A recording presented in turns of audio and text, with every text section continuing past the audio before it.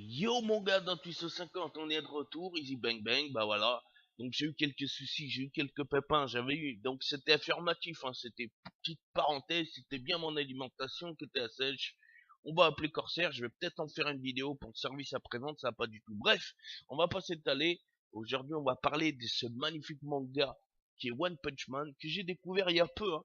J'ai découvert pendant cette période de pause hein, forcée. Et franchement, j'ai kiffé de ouf. Pourquoi j'ai kiffé de ouf? Parce que déjà, la saison 2 de Berserk, j'ai totalement pas kiffé du tout. Déjà, la saison 1, je la trouvais bien, euh, mais je trouvais que par rapport à l'œuvre du Conquérant qui a partie 1, 2 et 3, film de 2012 ou 2009, il me semble, c'était vraiment pas du tout adulte, c'était moins action, c'était pas du tout opération. Bref, j'ai pas senti le feeling sur l'anime Berserk.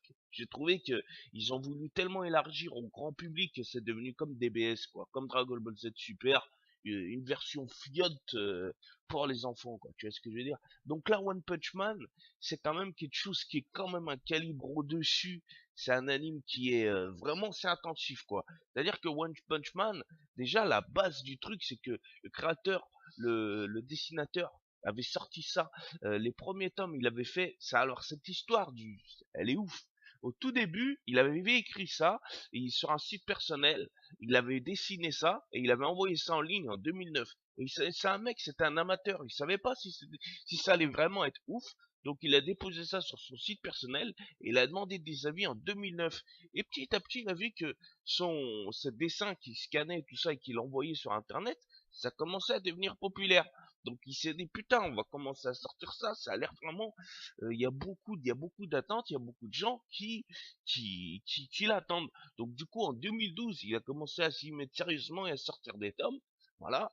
Et ensuite en 2015, la première diffusion en animé, voilà.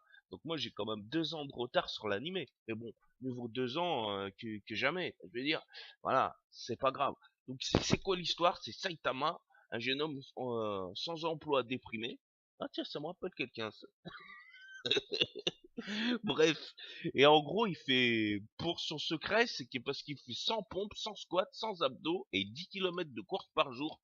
Et au final, il s'est décidé d'être un super-héros, de faire partie de la Ligue des super-héros. Mais son gros problème, c'est que tous les adversaires sur qui il tombe, il les tue tous en un seul coup de poing.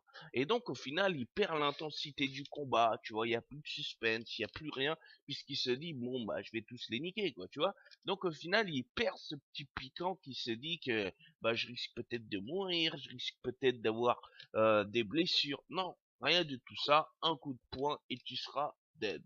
Donc moi j'ai surkiffé cette série, cet animé. En plus de ça, le personnage Saitama, tu vois, comme comment on appelle ça, il est pas, comment dire, il a pas du charisme de ouf, parce que déjà, il est complètement rasé, comme tu peux le voir. En fait, dès quand il a décidé à être un super-héros, il avait plus de cheveux. Alors oui, c'était peut-être le sacrifice parfait. Tu sais, on aurait dit, en fait, tu peux croire que comme ça, c'est peut-être une ruse, que tu te dis, bon, bah, il a été entraîné par un moine bouddhiste, oui, par un moine ancestral, il a dû aller faire comment on appelle ça, la muraille de Chine tous les jours, tu vois ce que je veux dire? Il a dû vraiment avoir un exercice de, comment on appelle, de, comment on les appelle ces moines qui sont des guerriers là, merde.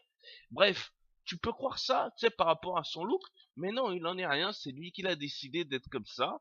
Son look, il est assez, bah voilà, il est spécial. Donc c'est ça qui fait aussi que l'anime, le manga, il est unique, quoi, tu vois. Et moi, j'ai kiffé ce petit côté-là. Il y a un petit peu d'humour, mais pas trop.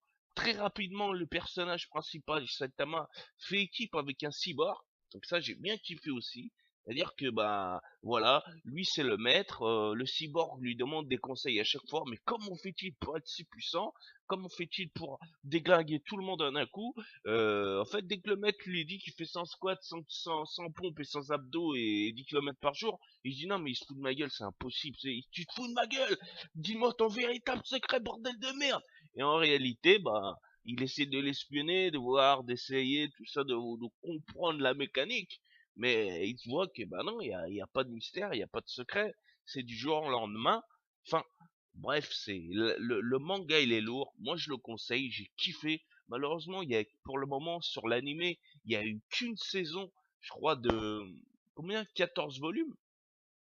Non, attends, animé saison 1, 12. Ah ouais, voilà. Il y a 12 épisodes sur l'animé de la saison 1, plus 7 OAV. Mais les OAV, ça dure que 12 minutes par épisode.